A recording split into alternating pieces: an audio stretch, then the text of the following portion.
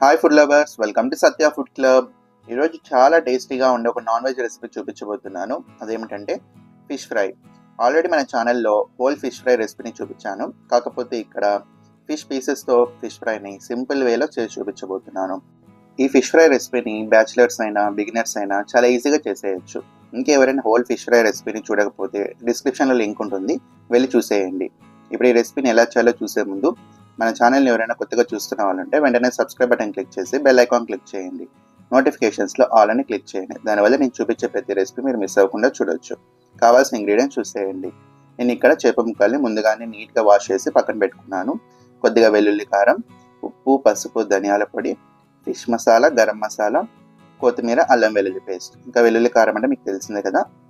వెల్లుల్లిపాయలు, కారం, ఉప్పు వేసి మిక్సీ పట్టుకోవాలి. ఇప్పుడు ప్రాసెస్ చూసేద్దాం. ముందుగా ఒక మిక్సింగ్ బౌల్ తీసుకొని అందులోకి బాగా క్లీన్ చేసి పెట్టుకునేటువంటి చేప ముక్కలు వేసుకోవాలి. కొద్దిగా లైట్గా ఉప్పు, పసుపు, నిమ్మరసం వేసి వాష్ చేసుకోండి. మనకి స్మెల్ ఏం లేకుండా బాగుంటుంది. ఇప్పుడు ఇందులోకి ఒక 1/2 టీ స్పూన్ పసుపు, కొద్దిగా సాల్ట్ ఎక్కువగా అవసరం లేదు, లైట్గా వేసుకోండి.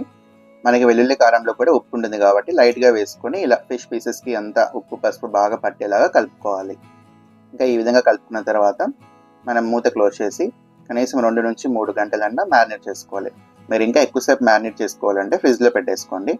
ఇలా ఉప్పు, పసుపు వేసుకున్న ఫిష్ పీసెస్ని మీరు డీప్ ఫ్రిడ్జ్లో పెట్టుకుంటే 4 to 5 days వరకైనా ఉంచుకోవచ్చు. మనకి ఎప్పుడు కావాలంటే అప్పుడు డీప్ ఫ్రై చేసుకొని తినేయచ్చు. ఇంకా నెక్స్ట్ ప్రాసెస్ చూద్దాం. ఇప్పుడు స్టవ్ పైన ఒక కడాయిలో ఆయిల్ హీట్ పెట్టుకుందాం. ఈ ఆయిల్ కాస్త హీట్ అయిన తర్వాత ఇందులోకి ఫిష్ పీసెస్ అన్నీ కూడా వేసేసుకోవాలి. ఈ విధంగా బాగా బబుల్స్ ఎక్కువగా ఉంటాయి స్టార్టింగ్లో. మనం వెంటనే కదపకుండా ఒక 3 to 5 minutes అలాగే హై ఫ్లేమ్ పైన వదిలేసి ఇప్పుడు జాగ్రత్తగా ఇంకొక సైడ్ కూడా తిప్పుకొని ఫ్రై చేసుకోవాలి. ఇప్పుడు మరో సైడ్కి తిప్పుకున్న వెంటనే కదపకండి. ఇప్పుడు కూడా ఒక 2 నిమిషాలు అలాగే హై ఫ్లేమ్ పైనే ఉంచాలని గుర్తుంచుకోండి. ఒక 2 నిమిషాల తర్వాత చూస్తే చూడండి, మనకి ఫిష్ పీసెస్ బాగా ఫ్రై అయ్యాయి కదా. మనం పసుపు కాస్త ఎక్కువగా వేసుకోవడం వల్ల ఈ విధంగా మంచి కలర్ వస్తాయి. ఇలా హై ఫ్లేమ్లో ఫ్రై చేసుకోవడం వల్ల మనకి ఫిష్ పీసెస్ అనేవి కడాయికి ఎక్కడ కూడా అంటుకుపోవడం అలా ఏం జరగదు. కొంతమందికి తెలియక వేసిన వెంటనే కదుపుతుంటారు. అలా కదపడం వల్ల మనకి ఫిష్ పీసెస్ విరిగిపోవడము, కడాయికి అంతా అతుక్కుపోవడం అలా జరుగుతుంది.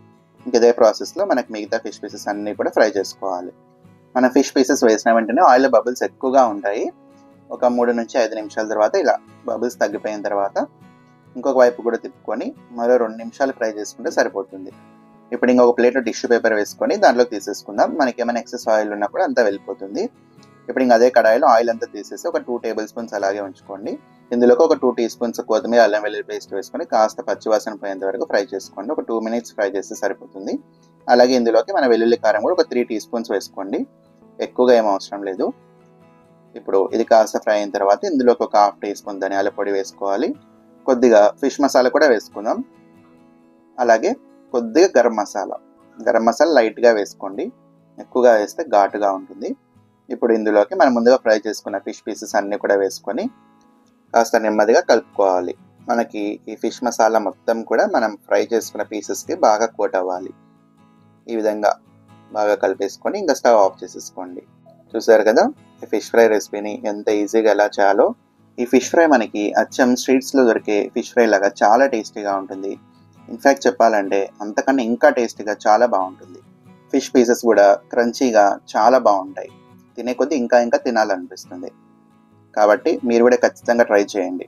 ఎలా వచ్చిందో కూడా నాకు కామెంట్ చేయండి. ఇంకా ఎవరైనా ఈ వీడియోని లైక్ చేయకపోతే వెంటనే లైక్ చేయండి. ఇలాంటి మరెన్నో టేస్టీ రెసిపీస్ కోసం పక్కన సబ్స్క్రైబ్ బటన్ క్లిక్ చేసి బెల్ ఐకాన్ క్లిక్ చేయండి.